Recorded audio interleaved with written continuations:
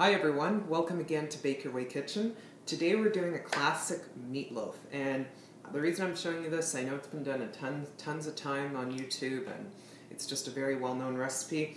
This is one of my all-time favorites, and it's actually an adaptation from Canadian Living, which is a magazine where I'm from, guessing I'm from Canada, and it's so easy and simple. This is our glaze, which I'll talk about in a second. And what you're going to need is about 1 cup of cheese. I've used a mix of old cheddar and Parmesan. And then I've got breadcrumbs here. You can use anywhere from 3/4 of a cup to a cup. It's really up to you.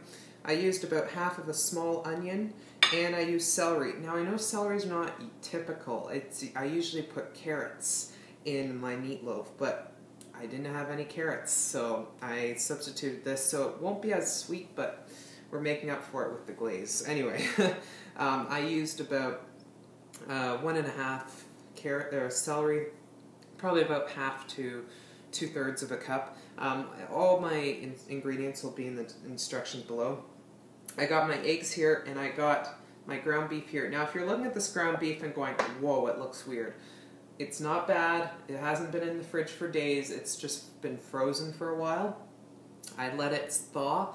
And you're going to need, you can use anywhere between 1.25 pounds to 1.5 pounds. So, I don't know, somewhere in the 600 to 720 grams range. And in this bowl, I've got 2/3 of a cup of milk. And we're going to be adding everything in except for the glaze. It's very super easy.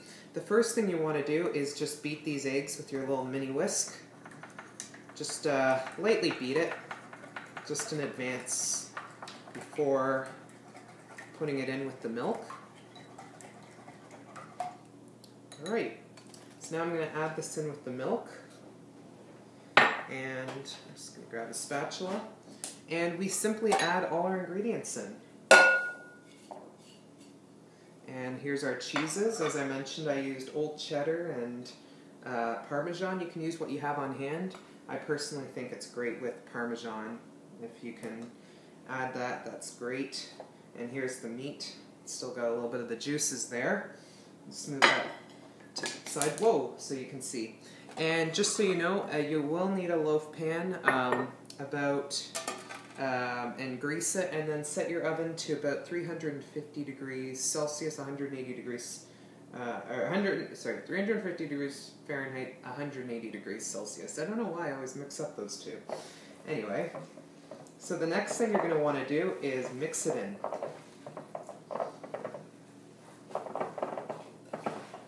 Might take a bit. So I've now incorporated everything together, and I just added a bit of salt and pepper and a little bit of garlic powder. That's completely optional. So just a little bit of salt and pepper. Maybe, I don't know, 1/4 to 1/2 teaspoon. Anyway, so that's that. So now all we need to do is put this in our loaf pan, which I'll do right now. And as you can see, this is so easy. It's a very simple recipe, and as I mentioned, like, you can really adjust. Like, if you have certain vegetables you want to use up instead of carrots, you can use celery, anything you want. This is your dish. So this is in the loaf pan, which is excellent. So now for our glaze. So we've got our savory meat mixture in here. Now we're going to make it sweet. As you can probably guess, this is a sweet and savory meatloaf, because you will need 1/4 cup of brown sugar, which is about 50 to 55 grams. 1 tablespoon of mustard. You could use Dijon or regular. And I've got 1/4 cup of chili sauce. And actually, if I just take it out for you, this is Heinz chili sauce. Now, you can easily use ketchup if you don't have it, but I personally think this is better for this recipe. So all you do is mix this together. It's just a simple mix. And once everything is fully incorporated, which it is about now, as you can see, now all we need to do is spread it over the top. And we've got our glaze. Believe it or not, it's that simple. This is just such a foolproof recipe. I hope you can see this. It's oh, the glaze smells great, but I guess that's just because I absolutely love ketchup. And with this meatloaf, we don't put it. We do put the meatloaf in a loaf pan. I know some recipes where you just put it on a cookie sheet and put the glaze all around the meatloaf. The glaze is just on top with this one. Now you could change that up if you prefer, but I think I just like it on the top. Anyway, so this is our meatloaf. So this is going to go into our 350-degree oven for about, I would say, anywhere between, Again, I always come into this predicament. It's hard to come up with a certain specific time because all ovens are different. My oven tends to be twice as fast, and I'm not kidding when I say that.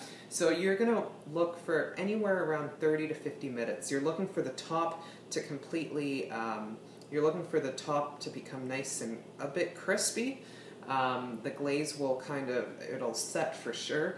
And the meat will be nice and brown. I would say about 40 to 45 minutes would be a good time to check. But I'll bring this in and I'll let you know how long it takes me. I apologize, my camera stopped recording while I was showing the meatloaf done, and I didn't realize it till later. Anyway, I thought I would show you it now. It's still in the pan. So the meatloaf is here. You got the glaze. It's nice and got a nice color on the top. Except I know you see burnt edges. That's just from the pan. I did taste it and it tasted amazing. The cheese really comes out in that meat, and then the glaze is really a nice topping for it. Anyways, I definitely hope you give this a try. It's very easy and simple to make, and great alternative to slow cooker or meals that you just have running all day. This is an alternative. You can just make it on the spot. It's ready very quickly. This ended up actually taking me a bit longer than I thought. It took about 50 minutes, so I would say for you probably around 50 minutes. It's very good. I hope you give it a try, and I'll see you in the next video.